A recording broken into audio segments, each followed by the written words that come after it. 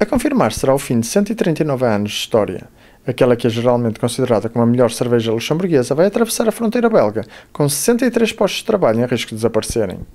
Num comunicado emitido ontem, a Brasserie Luxembourg anunciou a intenção de transferir a produção da cerveja para as fábricas de Jupille e Louvain, ambas na Bélgica, devido à queda de vendas verificada nos últimos 5 anos.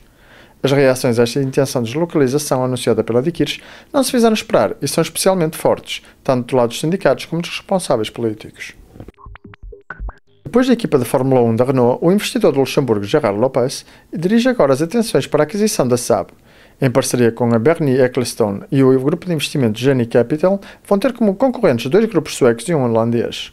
O futuro da empresa de carros sueca só será decidido hoje à noite após a avaliação das propostas recebidas, mas o grupo Genie Capital mostrou-se confiante, declarando estar a trabalhar agressivamente para chegar a um acordo com os maiores acionistas da empresa.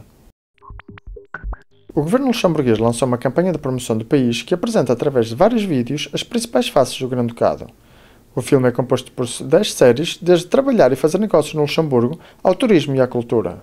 Um conceito inovador que se insere na campanha de promoção anunciada pelo governo para tornar o Luxemburgo conhecido além fronteiras por outras razões que não exclusivamente o paraíso fiscal.